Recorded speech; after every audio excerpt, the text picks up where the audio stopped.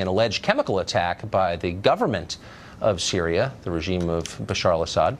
Syria can't do anything about it, but the same cannot be said for some of the sponsors of that country. Russia and Iran both support the Assad regime, and they are more dangerous than Syria. Is America risking a major military confrontation that we're not prepared for?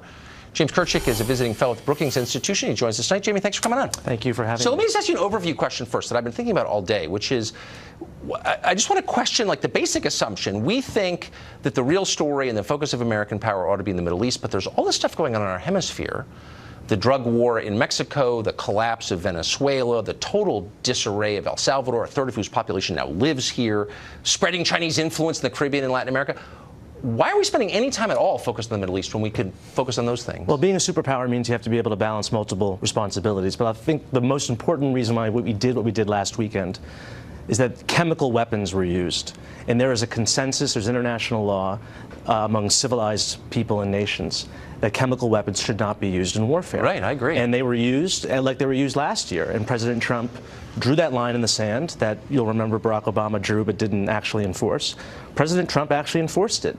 And it was a surgical strike. We just struck at 3 facilities that were used in the production and the dissemination of chemical weapons, and we hit those. And if Assad tries to use them again, hopefully I think we should hit them again. But I mean, my job is as a journalist to be, loosely speaking, but I want to be skeptical. I feel like that's what I'm paid to do. And so I asked skeptical questions last week, like, how do we know this?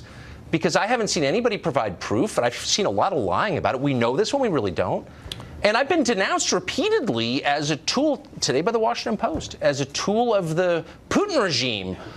Shouldn't it make us nervous that we can't get a straight answer? How do we know this exactly? It's very difficult to actually get at the scene because the Russians and the Syrians are preventing officials from the OPCW, the office that's supposed to monitor the use of chemical weapons. They won't let them there. So that leaves you to question, why are the Russians and the Syrians preventing observers from accessing these sites if they have nothing to hide? Those are fair questions. There's other evidence too. Okay, but those are fair questions. And by the way, I'm open-minded on this as in all things. Right. I just think before you launch a strike as punishment for an action, you'd better ascertain with near certainty that the person you're striking was responsible for it and convince the population of that. We don't seem to feel that's necessary because, as you know, this is not really about chemical weapons. It's about making certain that Russia, and particularly Iran, don't gain a permanent foothold there, right? Well, this attack was about chemical weapons. President Trump has made it pretty clear he doesn't want to spend much time or effort in Syria. Really? Because Nikki Haley announced just today that our purpose there is to, quote, monitor Iran, leaving no timetable. There's no congressional authorization for that. And you and I both know, and maybe that's a good thing to do. Right. I don't know. But we're being lied to. It's not really about chemical weapons, so why don't we No, it isn't. It is about chemical. Look, as far as this administration goes, it's hard to tell what's going on because the president says one thing one day. He says we're going to get out of Syria. We want nothing to do there anymore. And then a week later, we're bombing Syria because of the use of chemical weapons. Which makes us wonder, like, why is this not a pretext? Why is this not fake? That's the question I ask because it seems clearly fake. Shut up, Putin defender. That's the answer. Who do you think faked the attack? I literally have no idea, but twice in 1 year, the administration announces moves away from its policy of taking out Assad and withdrawing American troops, and within days each time, there's a chemical attack purportedly by the Assad government against its own population that is never proved.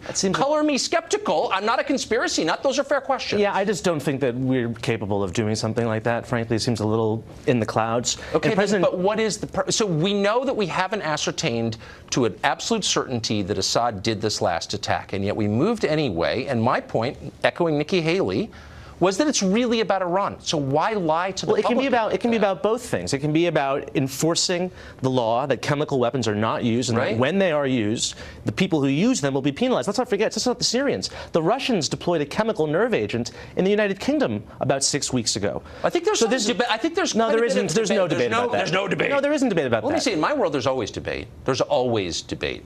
Nothing is. Is there debate about the Holocaust? Is there debate about the moon landing? Please don't.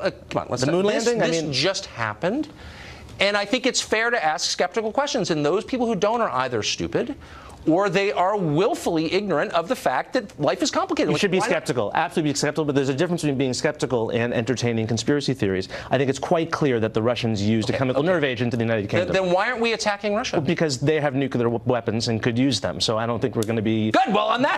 We're not going to be bombing Russia. But there are many things we can do short of bombing Russia to punish them for using a chemical nerve agent. All right. Jamie KIRCHICK, I'd like to end, because I'm a fan of yours, I just want to end on a note of agreement. We should not be bombing Russia.